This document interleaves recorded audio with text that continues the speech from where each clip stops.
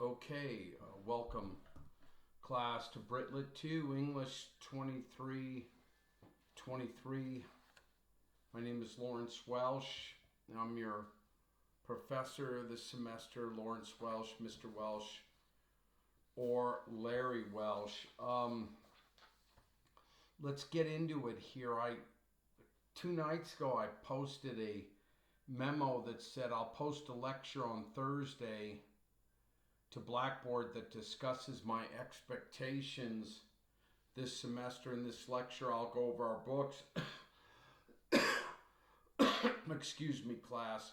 Readings, assignments, and deadlines. I'm now fixing a few technical difficulties I endured while trying to post this lecture. So we're back on track, class, and I am working with that now. Very good. Now, one of the things, class, that I did was I posted an initial memo to you for you too, where we talked about the overall aspect of this class of certainly what we're going to be doing this semester. And I posted that for you. This is the official syllabus course description, where it talks about us examining a survey of the development of British literature from the Romantic period to the present. Students will study works of prose, poetry, and drama and fiction in relation to their historical and cultural context. So that's what we're going to continue with this semester. You've already done some readings. In regards to that, my job is to help you with that. How literature interrelates with history. How history shapes literature, how literature shapes history. Class, also cultural context. What happens within the culture of the writer. And then as much as too as the reader, as you are the reader. Dealing with culture on culture, of the time, of the place, of the person, of the bloodline, class. There's no higher calling. This course is strongly recommended for those pursuing a major in English at the baccalaureate level. One of the things it talks about the course objectives to engage in critical thinking skills, which you are doing. Creative thinking, innovation, inquiry, demonstrate analysis, evaluation, and synthesis of information. We'll be doing that all semester long, class, and you've already started that. Excuse me, class, with your readings. Explain the relationship between the authors and the works in the context of history, social, and philosophical issues during the corresponding time periods. We'll do that all semester long. Identify trends, thought, and literature in each period, such as the Romantic, Victorian, and 20th century. Analyze and describe works of each literary figure studied. We're going to do that.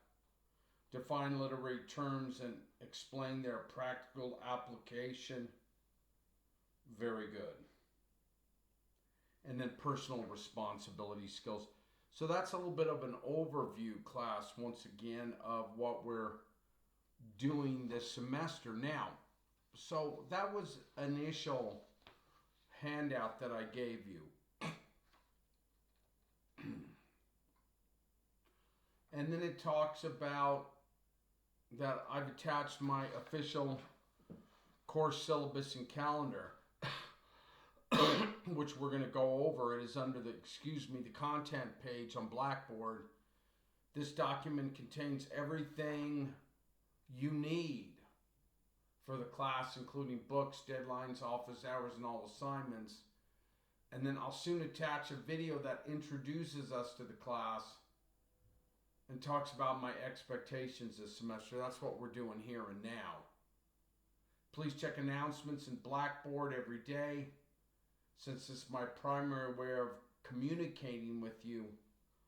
And then this came out, it talked about having a great weekend, okay? And then, excuse me, 2 days ago I sent you the memo that talked about fixing a few technical difficulties. And then in the meantime, please make sure you have purchased the 3-volume text that I'm going to show you in a minute that is listed on the syllabus for this week. Follow the assigned readings on that syllabus. We want to talk about that now. If you complete these readings, you'll be in great shape. And then once again, here's hoping you have a great week. So that's where we are now.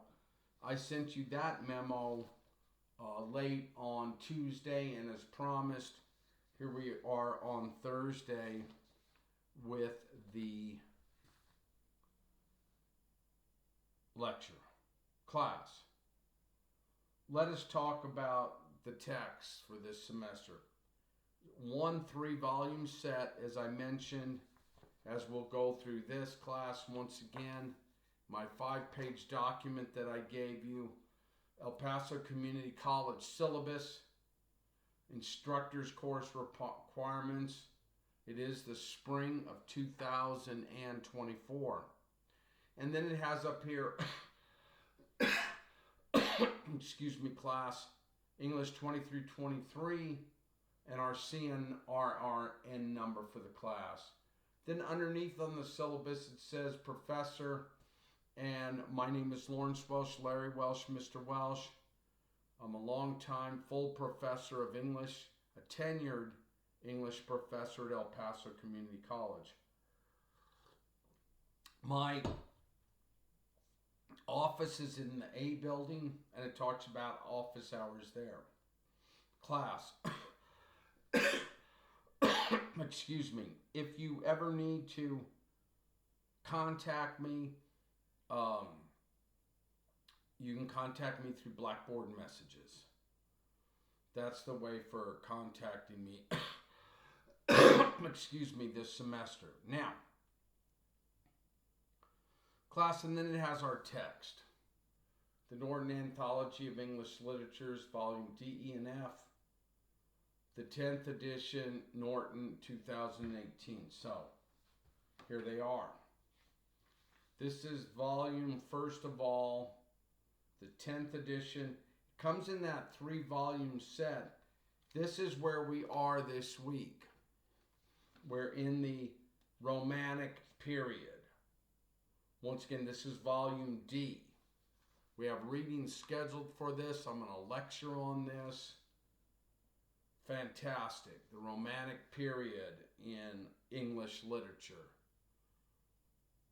which still reverberates today. Romanticism.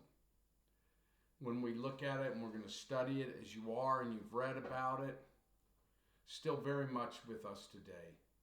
Influencing art, influencing music, influencing poetry and literature, drama, fiction, and style.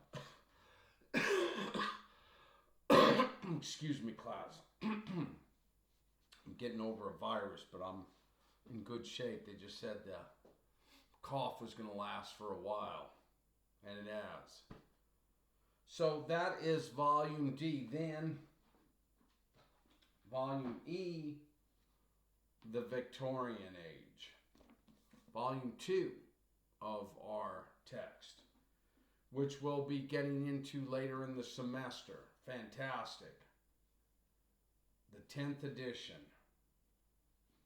Volume E. And then finally, this semester we will wrap things up with Volume F, the 20th and 21st centuries, where we come into,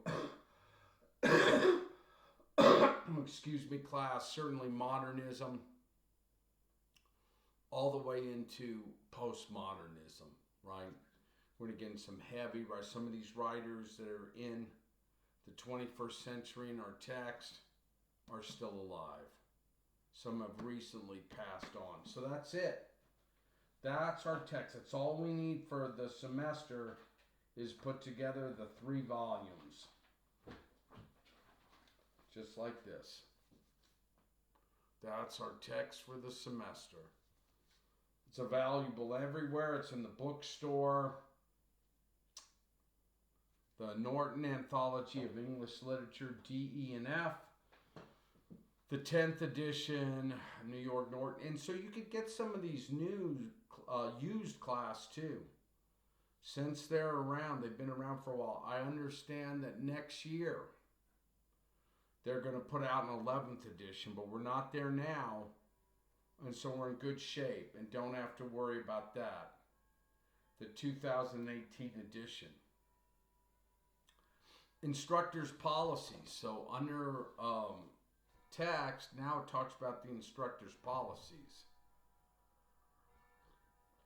Late work is not acceptable and will be penalized 1 letter grade for each day it is late.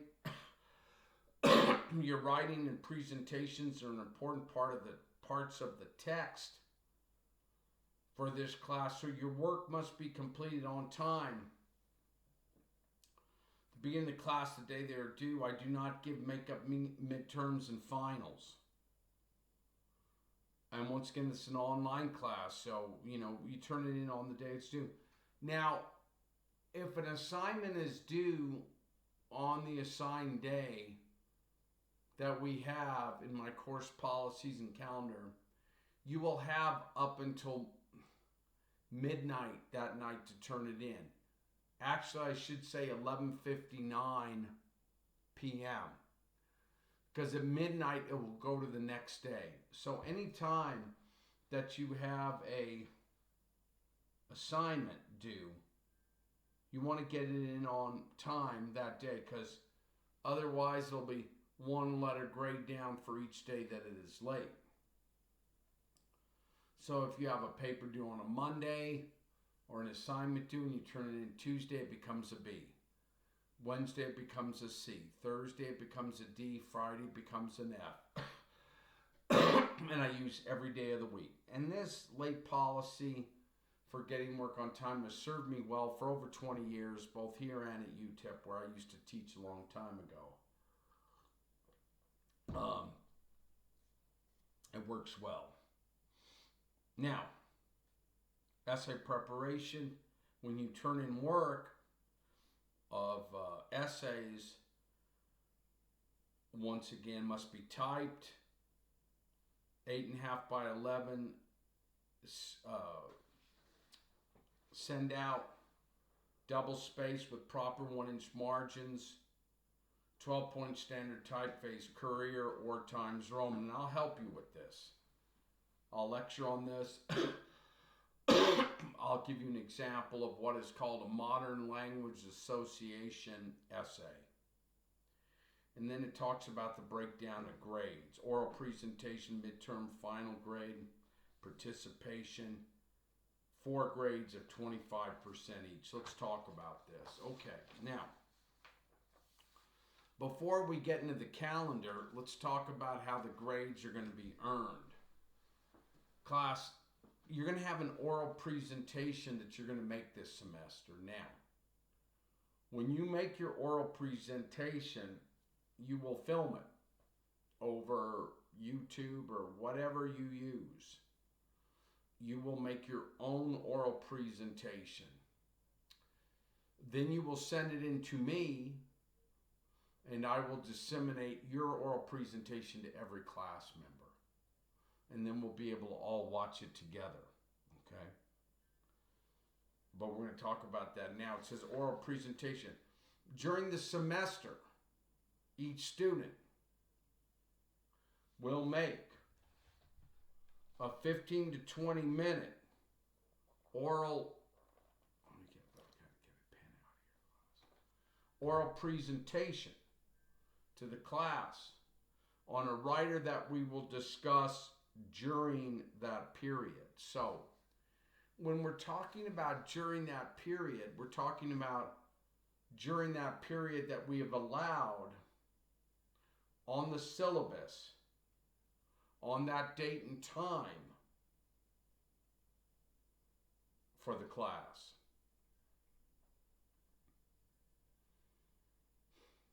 The student's presentation might be limited to the writer's impact on history, culture, or literary trends in his or her period, or a comparison and contrasting of the major author's motives within and across time periods. So, that right there, class, gives you a lot of flexibility. And I want to give you a lot of flexibility this semester. In addition, the student might. So when you read this class, this oral presentation, all the directions are here. Pay attention to each word. So the student might. That doesn't mean they have to. It means that it opens up some possibilities of what they can do. The student might choose to explain key elements of the lives and art of individual authors, or analyze their works in their historical and universal context. So once again, looking at the works in regards to history, historical context, what was going on historically when the piece was written. How does history shape a piece? How does the piece shape history sometimes in a way? Or class, in their historical context. We can look at any literature. It's not the only way to look at literature, but one way is to evaluate it in regards to historical context or universal context. Universal context, the big questions. What does it mean to be a man or a woman? We're looking at universality. What does it mean? Is the author addressing this? Is men and women, are men and women put on this earth for what? Universal questions. For what? To suffer? To party? To enjoy life? To be in service to the gods or the goddesses, or a god or a goddess?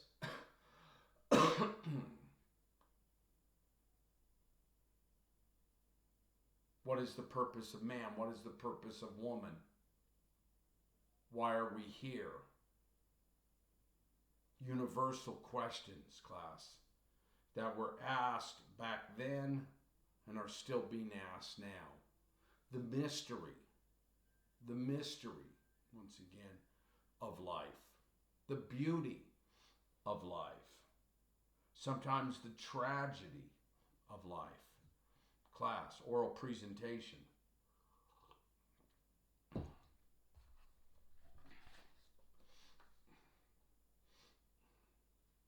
In addition, as we just said, the student might choose to explain key elements of the lives and art of individual authors, or analyze the works in their historical and universal context. Each presentation, however, will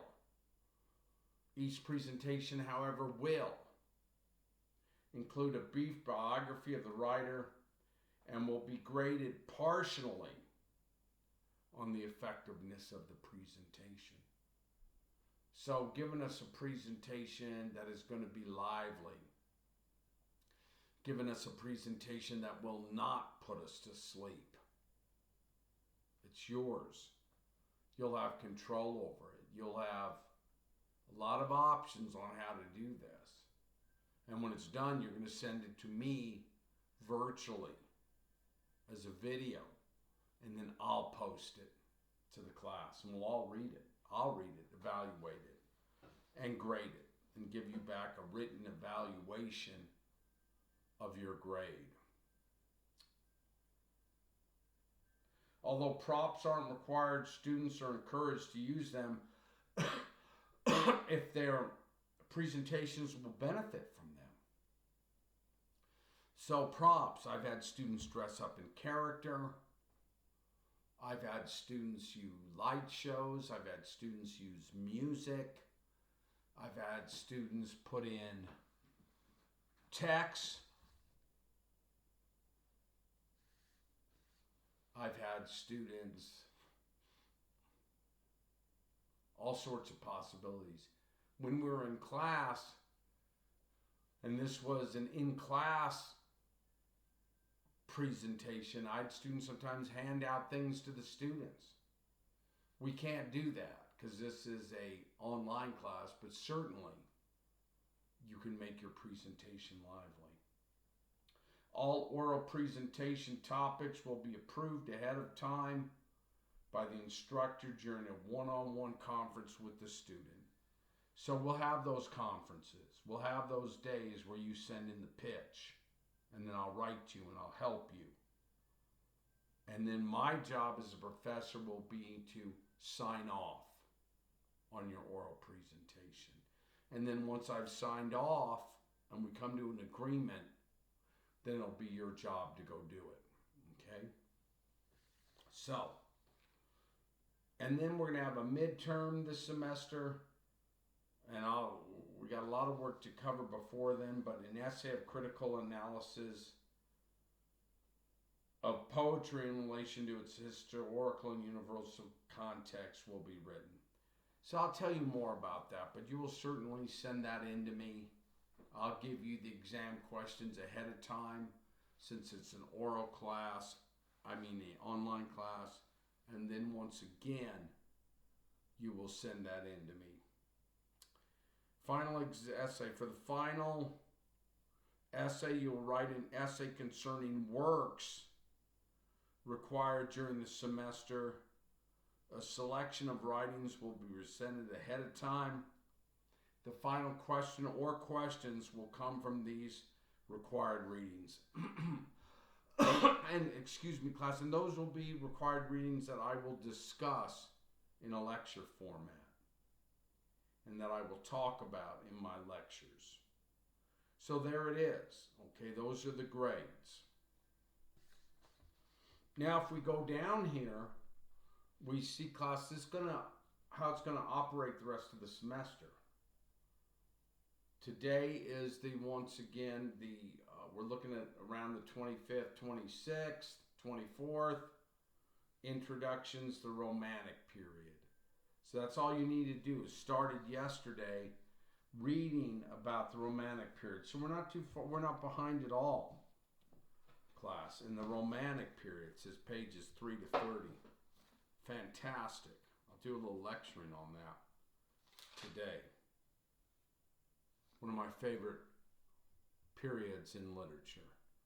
Once again, my copy of the text. Page 30. The Romantic period. Beautiful. And once again, my annotated book and text. So just page 3 to 30, read that. If you do that, you'll be in good shape this week as we move ahead. And then for, this week, the end of this week and into next week, William Blake. Okay? Songs of Innocence, Songs of Experience. That's what's on once again, the calendar for us. The great William Blake. Still today, starting on page 123. Here's my annotated, what I'm going to be lecturing from. Still today reverberates. And we're going to look at some of his poems. Not a whole lot of reading there, but definitely the Songs of Innocence and the Songs of Experience. 127 to 124. 144. Poems like The Lamb and Echoing Green. Love Blake. Still important today. Still helps us today in his, the great poem once again, from Songs of Innocence, and the great poems from Songs of Experience, Holy Thursday, The Chimney Sweeper, The Tiger, all classic. London, My Pretty Rose Tree, William Blake class, still seminal today, because William Blake talked about the mystery of life, the glory of life. And in some ways, he was rocketing into some fourth dimension of spirituality, the ecstasies, in still, in some ways, simple language, simple images, powerful images, powerful language. William Blake. So, that puts us, you're in good shape, class, this weekend. Going into next week, Songs of Innocence, Songs of Experience, 127 to 144, the Romantic period, page 3 to 30. If you've just done those readings, you'll be in great shape. Next week, towards the very, very end, it has down here, you'll move into Robert Burns once again, the great Scottish poet. Very, very heavy. That still resonates today. From Scotland. Okay, we're dealing with the Celts. These are heavy people, man. Beautiful people for us to study and read about. So class, I'm feeling pretty good about this semester. We're in good shape. Now, let me tell you when these oral presentations will start. It says here on the 2nd of October, we're going to have this time where we're going to do these conferences.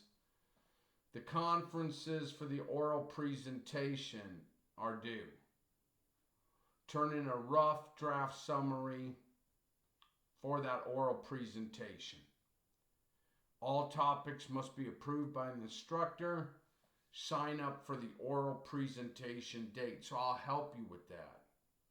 And then it says here we have these, once again, these, a little misstep there on the calendar, but that's all right. Let me see here.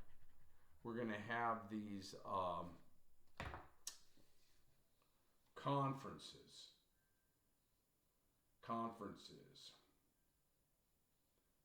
in February, okay? 23rd, 26th, and 28th, we're going to have the conferences. Then on the 8th, I'll prepare you for all of this. March 8th, we'll have a written in class midterm, spring break, and then class, what's going to happen is we will start those oral presentations. Now, if you look on your course policies and calendar, the topics are already there. And you can look over those. So, you may be thinking, you know what? I want to do an oral presentation on Confessions of an Opium Eater. Thomas de Quincey. There's an oral presentation right there on the 22nd. That could be, I've already given you the topic in the title. You could do a presentation on that. Or during that time, a presentation on George Gordon. Or a presentation around the 27th on the great Lord Byron, the English poet, Lord Byron. That would be a presentation topic. Or Percy Bysshe Shelley. You know, we read Shelley nowadays. The great English romantic poet. Byron and Shelley hung out together. Extremely important And I'll have some videos too that talk about these folks that I'll post to you to help you when the time comes. And then more oral presentations. A student could do a presentation after Easter, after Good Friday, which illuminates a lot of this literature too. Good Friday and the crucifixion, Easter and the resurrection. The resurrection. We're in class during the highest point of the liturgical year, which influences literature. Always have and always will. And thinking too is the Bible as a great source of literature too. Good Friday, the crucifixion. Easter Sunday, the resurrection. Right? Literary in itself. Class, oral presentation, John Keats. Someone can do a presentation called that the Victorian Age. Someone can do a presentation on Thomas Carlyle. Okay. Oral presentations, John Stuart Mill, Alfred Lord Tennyson, Robert Browning. All possibilities for your, once again, oral presentations. Elizabeth Barrett Browning, Christina Rossetti, William Morris, Gerard Manley Hopkins, all possibilities for oral presentations. And then into Oscar Wilde, man, the great Irish dramatist, short story writer. The importance of being earnest. These are all our readings that we have. And then a presentation someone could do called Oscar Wilde Social Influence. Oscar Wilde Literary Influence. So once again, who did he influence? Who influenced him? How does he still reverberate today? He's an iconic figure, class. Also too, for the for all of us, man. Oscar Wilde, what a beautiful writer. But also too, he suffered a lot too for being gay, class, and for the community. Thomas Hardy on nature presentation you could do. Oral presentation, William Butler Yeats and Irish nationalism. We're coming towards the end of the semester, class, where a person will be able to, if they want, make an oral presentation on one of the greatest Irish writers that ever lived, the poet William Butler Yeats. Also, when we talked about Blake early on, Blakean in his quest for what? The meaning of life, or transcendence, possibly through poetry, through nature and poetry, through possibly what he claimed the ancient gods and goddesses of Ireland. Heavy stuff, class. William Butler Yeats and Irish nationalism. Excuse me, or an oral presentation just on William Butler Yeats. And then, class, once again, oral presentations available. Someone could do one on Virginia Woolf. Virginia Woolf and Women in Society. James Joyce, The Writer is Outlaw. James Joyce's Dublin. All possibility for oral presentations. Okay. Virginia Woolf. Still trying to wrestle with her, but I have. And I love her on many levels. The great modernist. We'll have the opportunity to study her, class. To open up your world to her. Okay. It's very important. With this class, we're exposed to a lot. A lot, class. And then the hope is, once again, that that exposure by the end of the semester will have benefited your life. Maybe even have changed you. Maybe send you on a journey following these writers. Maybe the journey is to just help you continue your journey as what?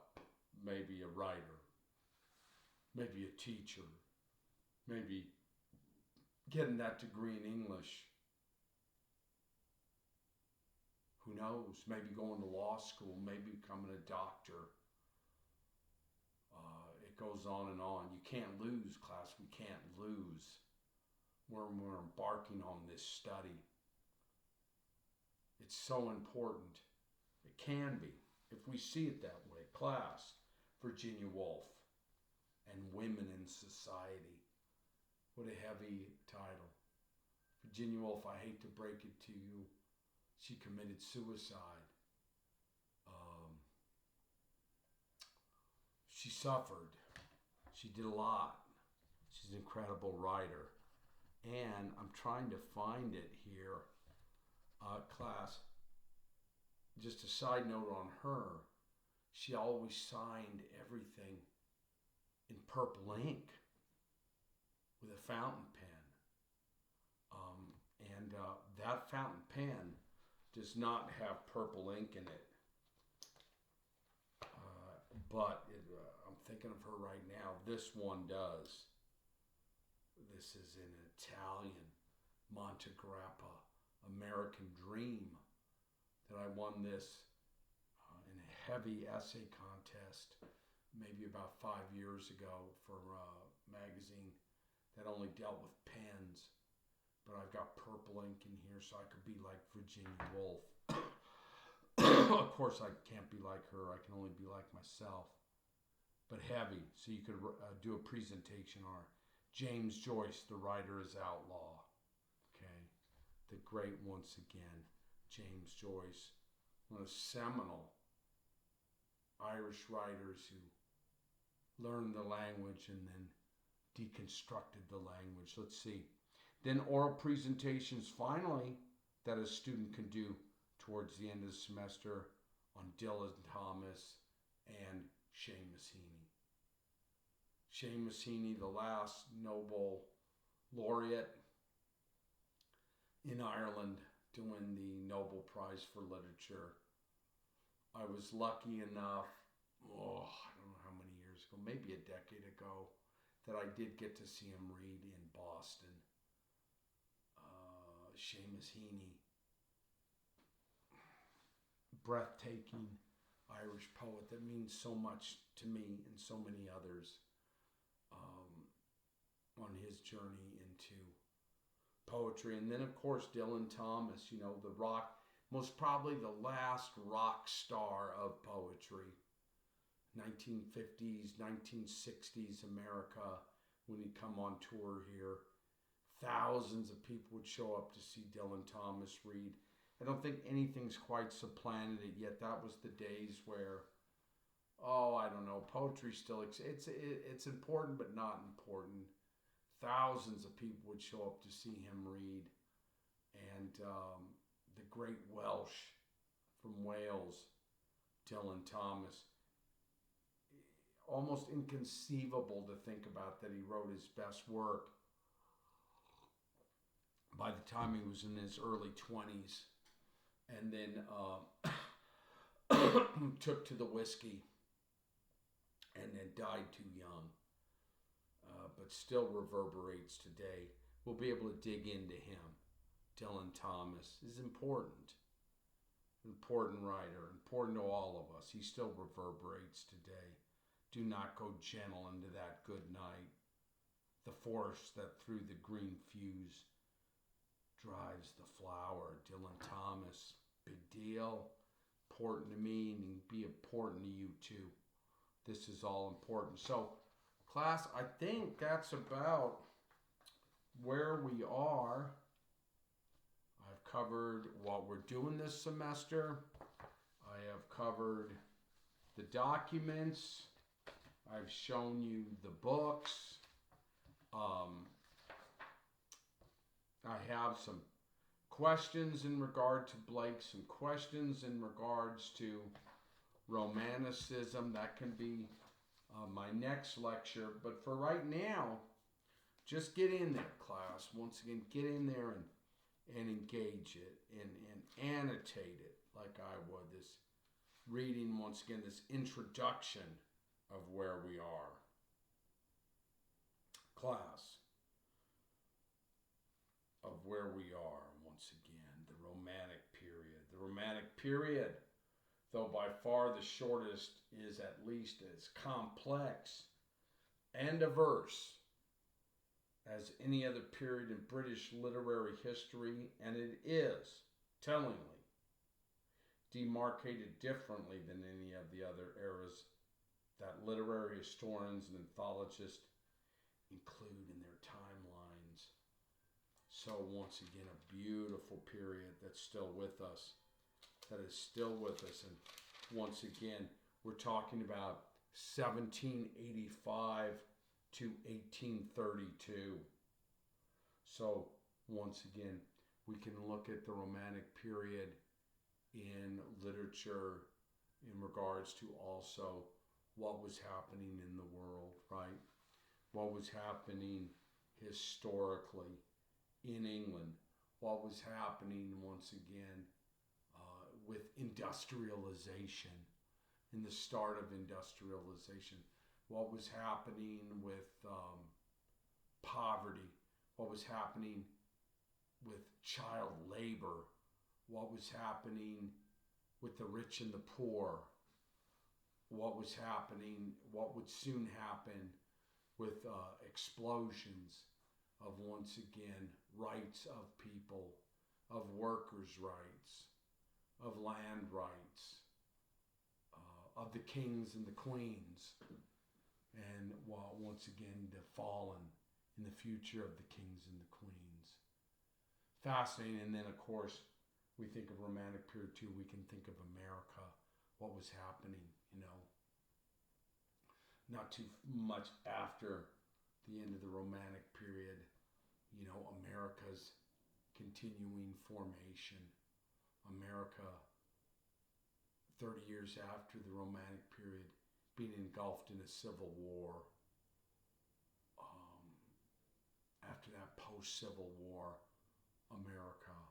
Fascinating how history and politics will reverberate time and time again.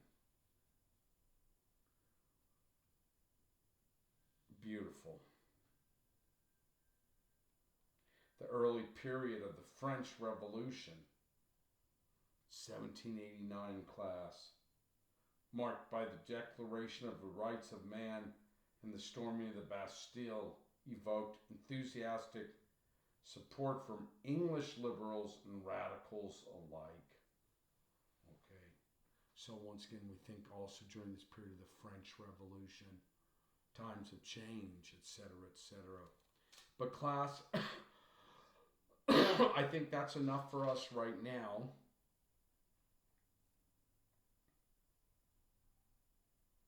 The War of Self-Defense, the French Revolution. Read this, once again, annotate it, go over it, and you should be in good shape. So I think we're doing good in the class. I know we are. And so continue your journey. And with that said, class, if you ever have any questions this semester, please, when you write to me, write in complete sentences. Put always your best foot forward as best as you can. You're not texting me. But if you do have questions, always send them through Blackboard messages. And generally, always I try and get back to a student within 48 hours. And my next lecture will go over these. I'll lecture on the Romantic period. I'll lecture on certainly Blake. And then I'll lecture on our other people that we have forthcoming. So If you do that reading, that's a sign on the course policies and calendar, you should be in very good shape. Okay, with that said, class, we've covered a lot today. Good luck, good luck, good luck. Welcome to El Paso Community College again. I'm glad you're in the class, and we'll see you next time. Take care.